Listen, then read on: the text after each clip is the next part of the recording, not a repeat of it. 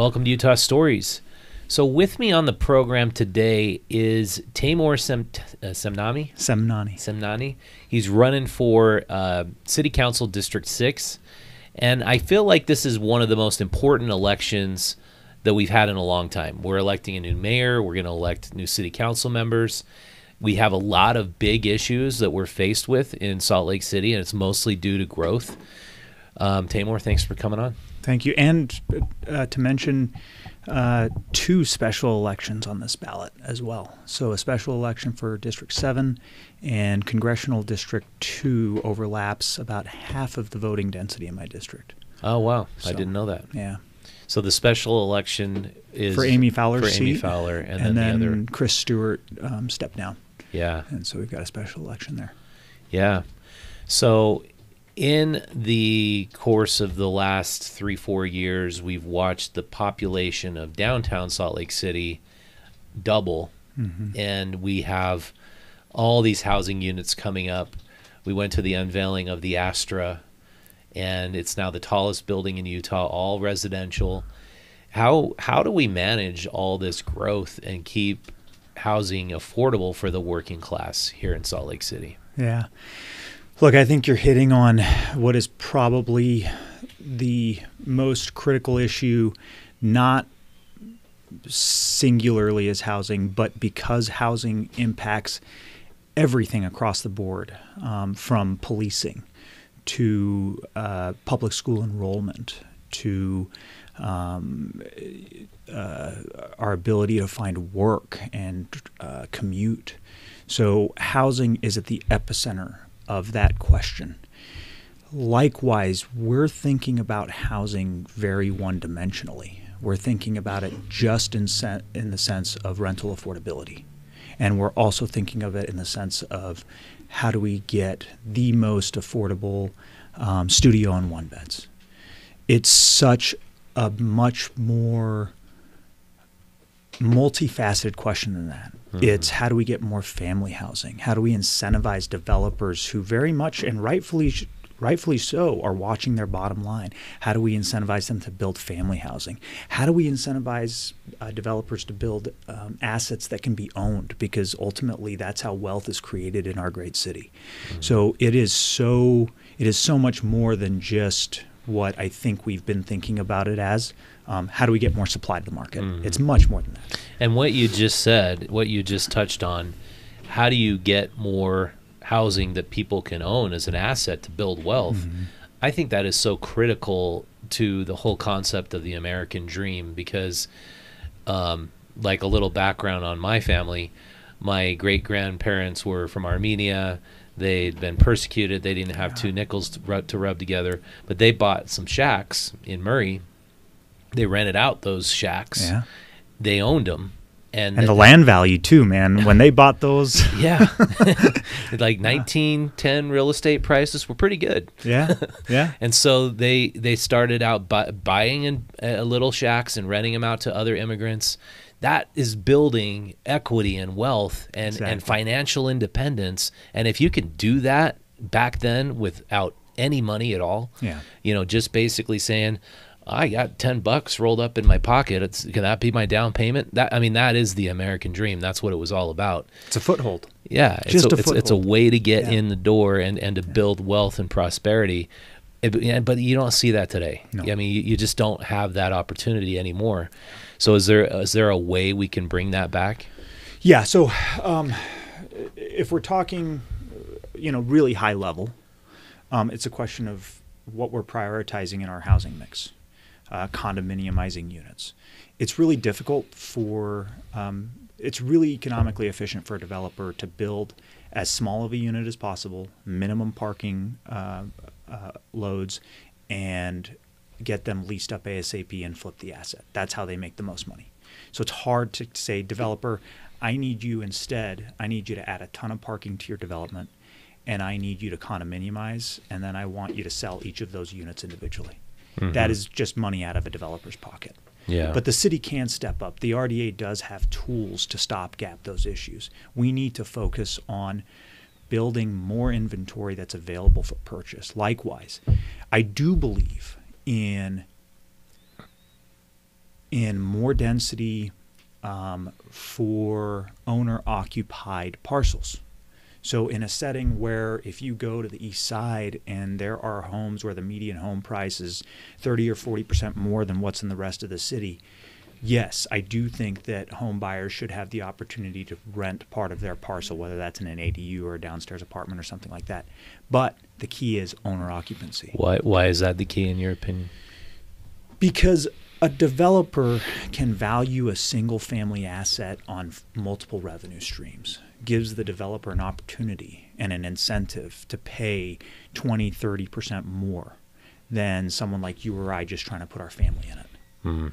Now, so you think that would cause all housing in Salt Lake to escalate if they allowed without that provision of the owner occupied? It would do two things. First off, every time a home came up to the market for sale, home buyers would be competing for developers for that one parcel. Mm-hmm.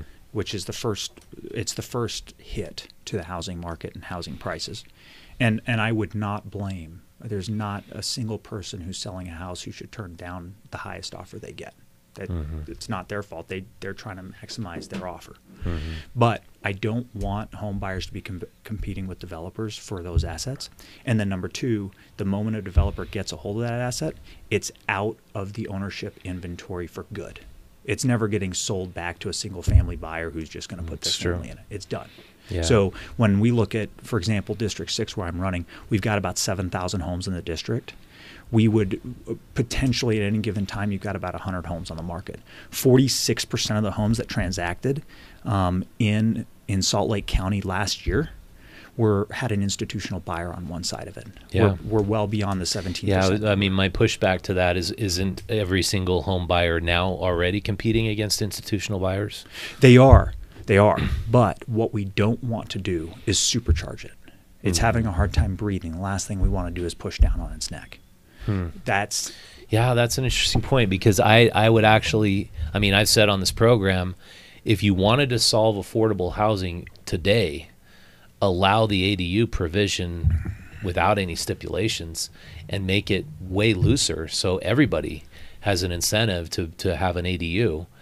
And then you don't have to go through this long drawn out city planning process and you have to get your plans approved. They have to conform with the neighborhood. I mean, why not just allow way more people to have ADUs and really cheap affordable housing on their own property that they already own? I hope we're talking apples to apples here. Salt Lake City already passed an ordinance that allows for a conditional use permit to be granted at the staff level. So it's not really a true conditional use permit. It completely bypasses the Planning Commission. It completely bypasses the City Council, and you can go straight to the staff, get a conditional use permit for an ADU. Really? Today. Okay. Right. I wasn't aware of that. Yeah. But if that's right, that's great. Yeah. The piece that the City Council took up and then tabled it for 2 years is the owner occupancy requirement. I think the owner occupancy requirement is the only thing standing between single family parcels being available to homeowners who can't afford them based on one occupancy, but could afford them if they were able to add a revenue stream on the parcel, and developers who would come in and value those assets on two revenue streams. Yeah. So the idea is then you have a lot more owner occupants who are building ADUs, and then that would eventually produce more infill development, and that you think that could make a significant difference to the supply? I think it would make assets more available. What I do think what we can do with ADUs is create scenarios where a developer can't buy it, but is incentivized to develop it into an ADU parcel and then sell it to a single family, an owner occupant, we'll call it. And that's happening in other parts of the country. There are developers that are dedicated to building ADUs and then selling them to a single family who wants to rent it back out. Okay. Someone who's familiar with the process, somebody who has an established supply chains for the materials for the unit itself, if it's an intermodal unit or something like that, knows how to get through the city permit process, knows how to streamline and install the ADU and then flip it and give it. And You're saying developers are doing that in other parts? There are small institutional developers are not incentivized to do that because there's not a ton of money in it, but there are local developers who will do that. And I think that would be a good way to add, to bolster the local development community and to make it more, and to make single family parcels more readily available to those who couldn't otherwise afford it. Yeah, I agree. Because I have single family rentals, and with some of them have bigger lots that could have ADUs, and I'd like to monetize that extra parcel of land and maybe sell it to somebody. And sure. So, and it could be affordable. It could be a way, somebody could have a first-time home, and it's basically a tiny home, and then they're building equity and realizing the dream again. And so, as far as housing inventory goes, like outside of downtown Salt Lake City, how do you incentivize more developers to build more multi-unit dwellings as well as single-family homes, starter homes that perhaps aren't as profitable, especially with the interest rates we have today, as apartments and condominiums? How do you incentivize that? I just want to make sure I understand the question. How do we incentivize developers to build more apartments or more higher more bedroom? condominiums and more townhouses, more single-family homes? It just seems like we're way underdeveloped right now for the population increase we're having. Yeah, it's tough, man. Because I'm a believer that businesses should do what's best for their bottom line, but I'm also a believer that the city should regulate in a way that is best for what the city needs. That means the city needs to be thinking about much more than just bottom line. The city needs to be thinking about police staffing levels. For example, the International Association of Chiefs of Police was commissioned to do a study for our city and determine what an appropriate staffing level was for the city. And it found that appropriate staffing level for our jurisdiction would be 723 officers. Well, our city sat on its hands with the police budget for 3 years and watched 90 officers leave the department. We were down to 510 officers at one point. That's dangerously close to a vacant post when you compare the gap between 723 and 510. Yeah, so when you start incentivizing more development, you also have to think to yourself, okay, that's a bigger population that we have to provide first responders to. When we talk about incentivizing developers to build, what are we going to do about school enrollment? 7 schools are on the chopping block. It's not a large part of the blame lies with the city for not providing sufficient family housing. How are we going to incentivize developers to build family housing? But getting back to your question about how do we incentivize condominiumized developments? The RDA has a massive budget, and it's an incredibly powerful tool. So to me, it comes down to, and a lot of people don't realize this, but the RDA is the city council. That's not typical across the country. But when you elect a council person, you're electing an RDA board member as well. And so people need to realize how powerful the city council members are and how much responsibility they have, and likewise how much damage they can cause if they don't wield that responsibility correctly. So when we look at the RDA, and the RDA is giving out very favorable loans for affordable housing, again, it comes back to when we say the phrase housing affordability, we're just talking about rentals. But the RDA can allocate and fund loans to developers who are focused and incentivize developers to build condominiumized inventory as well. They're just not making that policy decision to do it. Yeah. So it's things like that I think are, to me, it's a policy question. The city can't make a developer do things, but can leverage policy in 2 areas. Number one, RDA money, and number 2, which I don't think voters grasp how costly parking is for developers to build. And if it's in the right corridors where we can relieve parking requirements, developers will take notice of that, because it costs anywhere. So for a 1-bed unit, if you need to build 1 parking stall, let's say the one door costs that developer anywhere between $130,000 and $200,000 per door. The parking liability associated with that is anywhere between an additional $30,000 to $60,000. So you go from $200,000 to $260,000 for that 1 door, just to build that parking. Yeah, yeah. To me, it seems like the idea that everybody drives a car is an incredibly costly thing, especially living in the city. That you're going to live in downtown Salt Lake City, you're going to drive your car to your place of work. Those are 2 parking stalls that take up a tremendous amount of space when you're dealing with the city needing so much more space than we've ever had. Yeah. Do you think the city's doing enough as far as transit and buses and things like that? Yeah. So UTA, a state agency, has a lot of control, but I think there's a general consensus, depending on with caveats to the degree, but there is a general consensus that we want downtowners to start biking, to start walking, and start taking mass transit. The caveat to that is that we have district government. We don't have at-large seats. And that means when I'm running for District 6, I'm looking out for the interests of people in District 6. And a lot of the people in District 6, they're elderly, or they have a lot of kids who they can't put on a bike, or some other condition that they just need a car. So it is a struggle to say, I do support reducing the parking liability on developers who are downtown, but still keep finding ways to keep downtown accessible to those who just need to take a car. So, for example, I love what the city's doing on certain days. They close a street, like on a Saturday, they close a street and make it walkable. But if you notice what they're doing, there's also a stand there for handicap accessibility. They're making sure that it's an inclusive solution, because there are certain people who just can't get around without a car, whether they've got a big family, whether they're elderly, what have you. So it is a tougher nut to crack than just saying we're going to close all the streets all at once. I do think certain areas warrant it. I think the decision needs to come from a traffic engineer, not a policymaker. The policymaker can go to a traffic engineer and say, hey, this is what we want to achieve. How do we make sure it's accessible to everyone?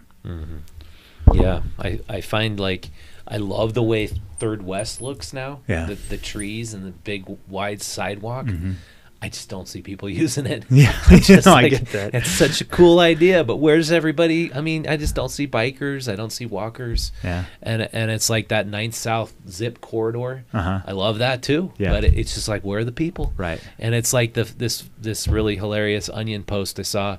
98% of people love the idea of transit, but for everybody else. Right. Like you just we can. At any given time, I think our city council should go to the Onion and read the politics page, and there's actually some really great policies, sarcastically phrased, but really great policies. We've been a commuter city forever. Yeah. I mean, Troy just talked about riding tracks with his girls to Gateway because he's living right by the track station. I would do that too, but I'd have to drive to the track station and then get on the train. Why not just get on the freeway?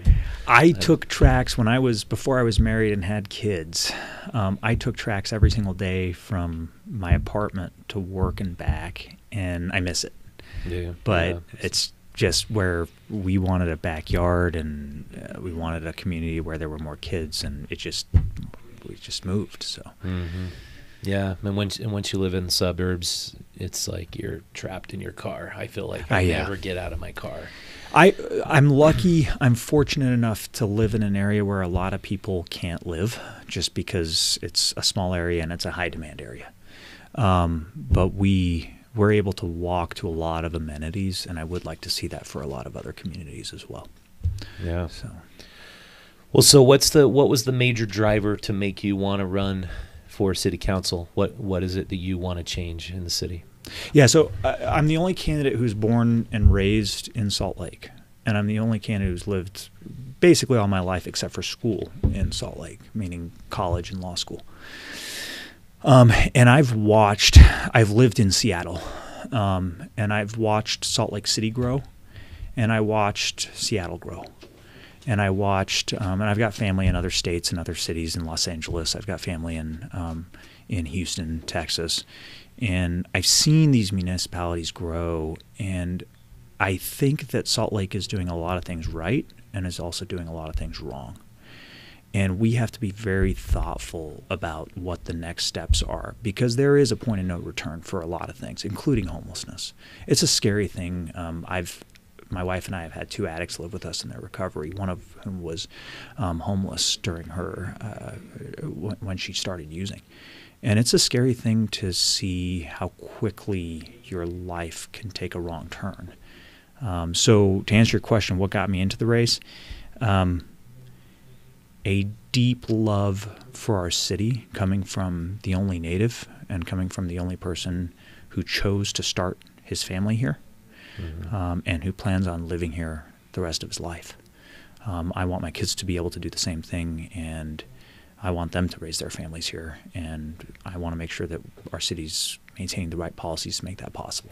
Yeah, and I find it interesting how you look at Seattle and LA and San Francisco, and these were just the most amazing places to go and walk around 10 or 15 years ago.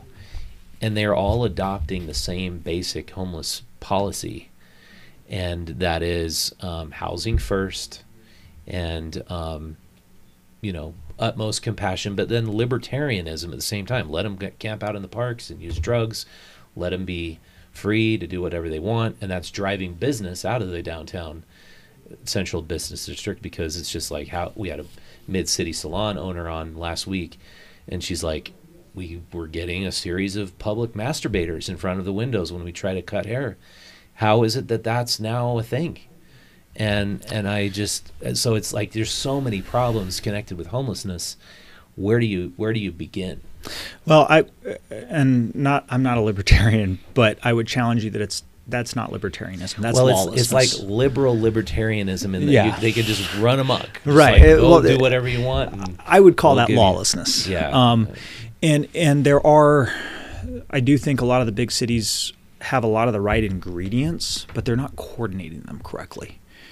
And we ought to be careful not to do the same things and expect a different result.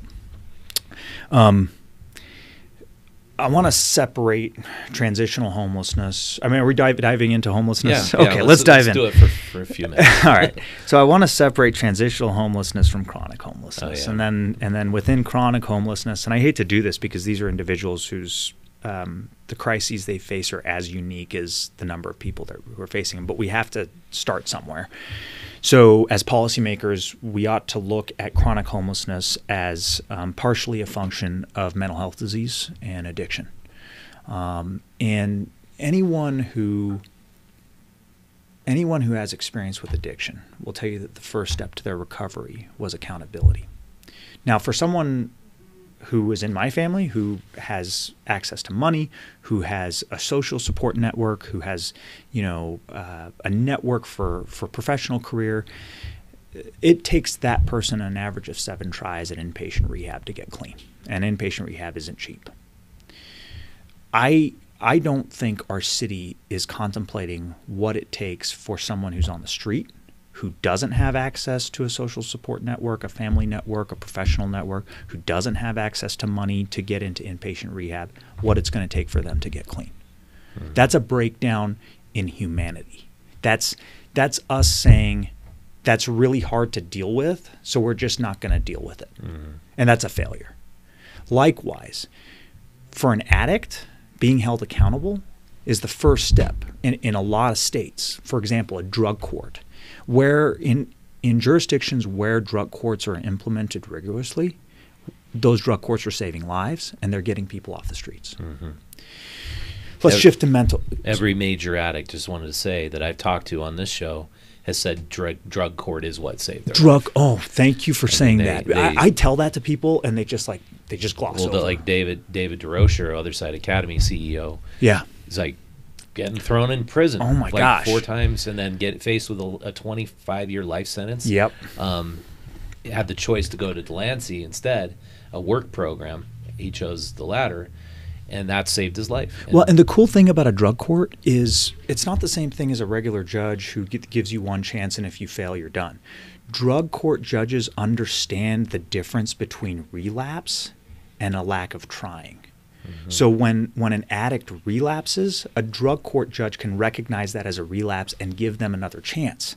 That doesn't mean that they've breached their probation. That just means they relapse, and drug court judges get it. So I can't tell you how many people I talk to, and they just start glazing over because they have no experience with addiction. And unfortunately, our policymakers are the same exact way.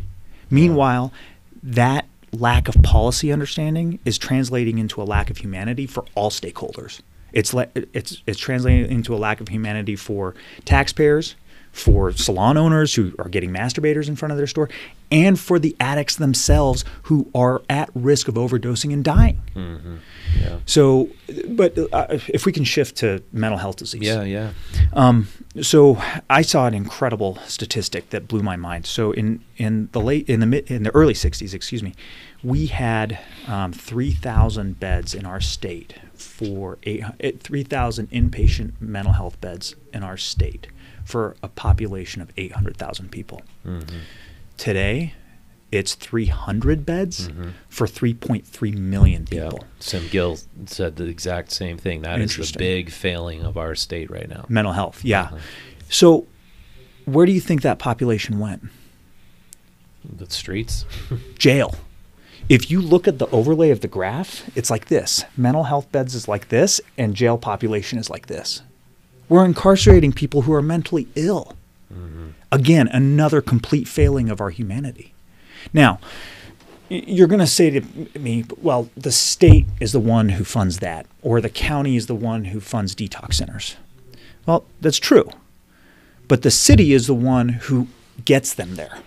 Well, what Sim Gill said is the reason why so many mentally ill people are in the shelters and on the street is because so many of them are incompetent to stand trial. So they'll have felony convictions they could convict people with, like public masturbation all over the place. But the judge finds them incompetent. Yeah, you're incompetent, stand trial, just get out of my court, stop doing that. And they don't. And then you go downtown now, and you can hear them all day long. They're talking to themselves. It's like schizophrenia is running rampant. Well, but that's a medicatable condition, and they don't have access to the medication. Yeah, they don't have the access to the meds. They don't have a permanent caseworker. The caseworker turnover rate is super, super high. Yeah. And that to me is the root of the problem. I think you've nailed it. Like the mental health hospitals are woefully inadequate for the number of mentally ill people. Those people are not getting treatment.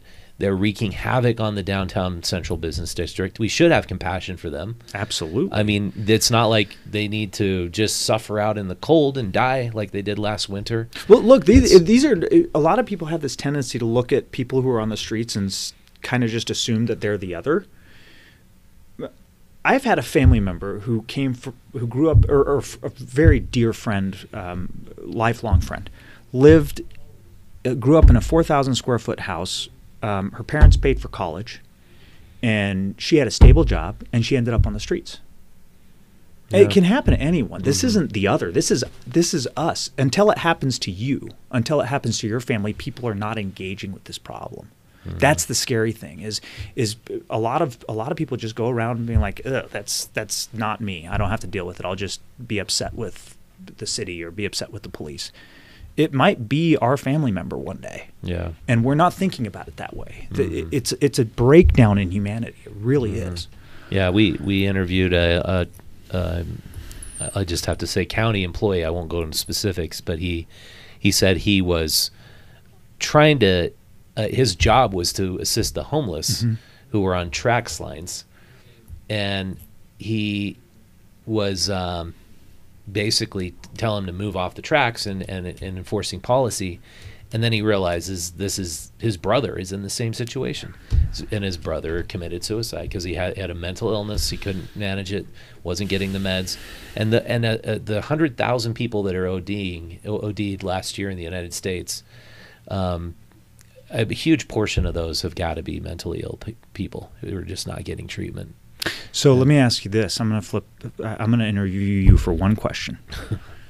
We just talked about all those issues, those functional breakdowns in individuals' lives.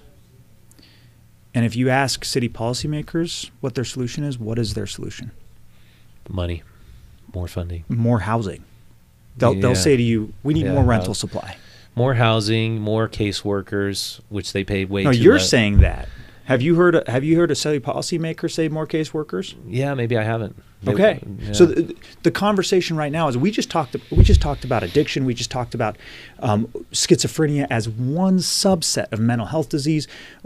We just talked about family support. We just talked about crime and how you hold people accountable while still being compassionate. And the city's response is shove more housing at it. Mm-hmm. Well, yeah, you can put a schizophrenic in a box and now they're warm and alive, but how long are they going to stay in that box and how much are they going to suffer?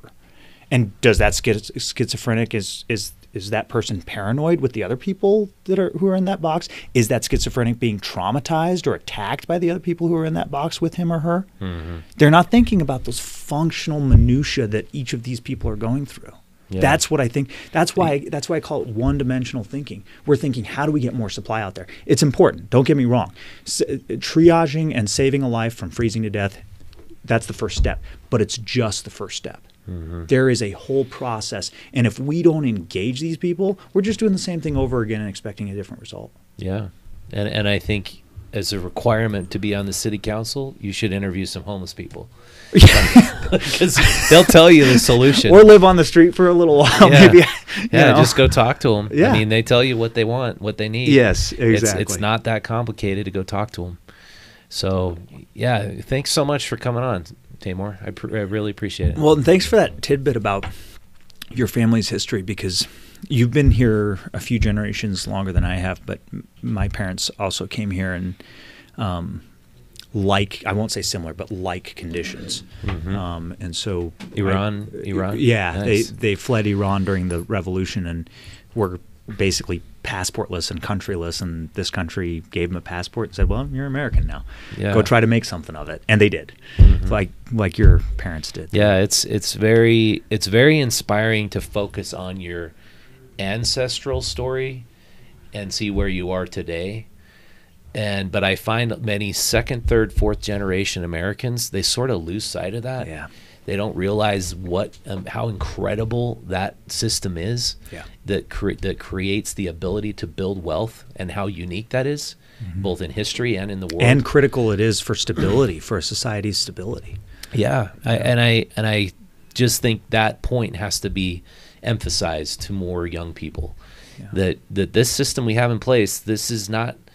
We can't take it for granted that it's going to stick around, because usually totalitarianism and authoritarianism, they take over and then they wipe out that free market incentive, and then everybody's a subject, not a citizen. Right.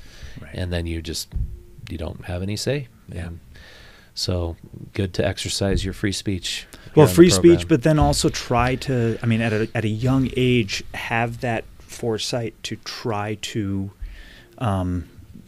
build equity in yourself, get skills, leverage whatever resources you have to find work, good work, mm-hmm. Now I'm waxing poetic, but have a career path and find a way to buy a home and build wealth for yourself, because it's important. Yeah, and just a bit of background if people don't know, your father mm-hmm. started Energy Solutions. What was known as EnviroCare, and after he sold it, it became Energy Solutions. Yeah. And then your family bought Trolley Square. Yes. So the cool thing about that is when he came to this country, when he came to Utah, he had $40 in his pocket. Westminster gave him a job as a janitor, and then basically gave him full ride and on debt, and never made him repay the debt. Mm-hmm. And he got a job. He then went to the University of Utah, got a master's degree, worked for a quintessentially Utah company, which is still around, but people don't know it. It's called Sperry Univac. And then he worked for Kennecott. And then through this process of creating at the time what were microchips, but they were like this big. He learned about the waste disposal process, and being an industrial and nuclear engineer himself, he opened EnviroCare. After that, the point was he went to Trolley Square when he was a kid, and he had memories there. And for the first time, when he acquired Trolley Square for the first time ever, it is 100% in Utah hands. It's never been, even during Wally Wright's period. Wally Wright was a quintessentially Utah person, but he had outside money funding it. Trolley Square is now 100% in Utah hands. And my father, he's had opportunities to do a lot of different things with it, and he's left a lot of money on the table preserving its history, which is only something someone from here, knowing Trolley Square for 50 years, would be willing to do. So I think it's incredible. An example, a company in Oregon was the one who redeveloped it and put Whole Foods on the northeast corner and removed the trolley car. Well, we went back through some city applications, and it was a company called SKB. When they bought it, they actually proposed to the Historic Landmark Commission to remove not only the trolley car but also the water tower.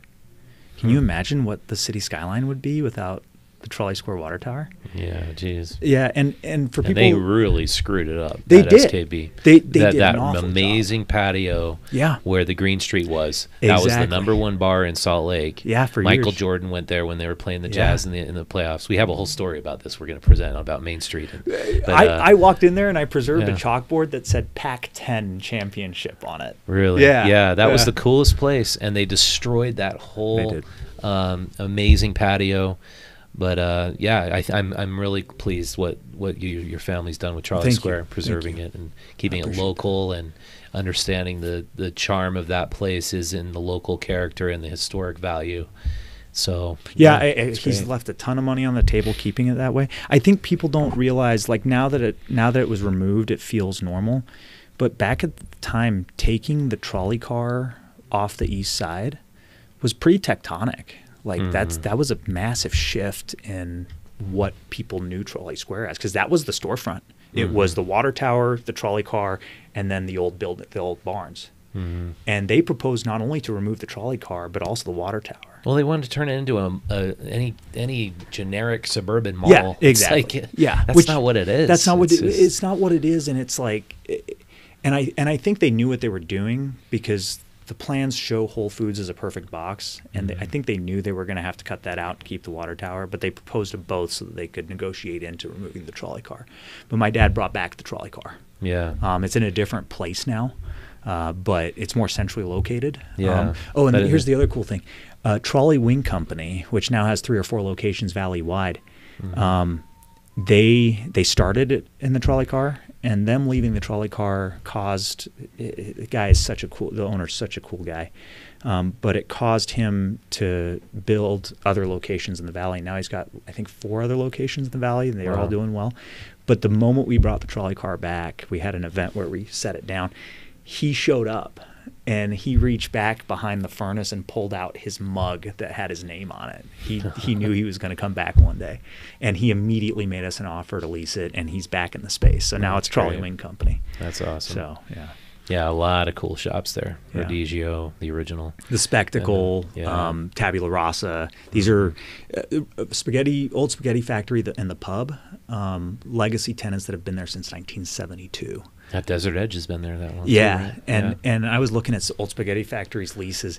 I have a lease file that's over 30 amendments and extensions, because I was just looking at their lease files. But that's cool. Yeah, it's cool what you guys have done. Yeah, I love immigrant success stories, and your dad has an awesome one, and your family as well. Yeah, it's cool. It's just, I think we got to keep sight of that, because this is a country of immigrants, and it's building your life from the bottom of that socioeconomic ladder. We can't let those bottom rungs just be gone. Yeah. I mean, that's a solution for government to swoop in, say, oh, we caused the problem, but we also got the cure. Yeah. Believe us and trust us. Yeah. And then you know, then there goes our free market. I just real quick want to touch on District 6 immigrant stories. I'm of Persian heritage, but we have a very rich Greek community, families that own it, Crown Burgers, Astro Burgers, Thai, Hispanic, East Asian, Black. It is chock full of really Baha'i community. There's a Baha'i temple in ours, the Jewish Community Center. When I was a kid, I went to the Jewish Community Center when it was on 17th South and Foothill, and now my son goes to the one that's by the university. And I went to the one on 17th South Foothill all the time. Did you play junior jazz there? No, I swam there. You swam there? Yeah, okay, I played junior jazz there. That's cool. And a lot of people, I think Salt Lakers, if they were from here, they know that history. But a lot of people come to Salt Lake and it's just a bunch of white people. It's really not. District 6 is incredibly diverse. And so I'm really grateful to be able to live there and, you know, born and raised here and love it. So, well, good luck to you. How do people get involved in your campaign, learn more about you? Well, it's easy. So you can call me directly, or you can learn about my policies. I'm the only candidate who put my policy positions in writing, so you know exactly what your vote gets with me. My website is Taymour4SLC, spelled out, TAYMOURFORSLC.com. And my cell phone number, 801-433-2441. You can call or text me anytime. I pride myself on being transparent on policy. I pride myself on being accessible. And my email is also on my website. You can email me as well. That was 801-433-2441? Yeah. Well, thanks so much for coming on. Thanks for having me. I appreciate it. Yeah. It means a lot, especially this institution. Got to keep it strong. Yeah. Yeah, and thank you for joining me, everybody. And we have another guest coming up. This is somebody who's been in public housing, who has a story to tell about what he found from the deeply affordable permanent supportive housing side of things. If you want to help us out, hit the like button, share this episode with a friend, go to Utah Stories, subscribe to our YouTube channel, and we've got a documentary film premiere coming up on November 2nd. While supplies last, go buy a ticket to that. It's our documentary film on the homeless issue. If you're more concerned about the gondola going up Little Cottonwood Canyon, we also have a short film about that. And then we have a third film about a young boy overcoming a speech impediment. It's going to be really fun. It's a night at Broovies, November 2nd. Mark your calendars and go to utahstories.com and buy your ticket. All right, thanks for watching. We'll see you next time. No gravel pit?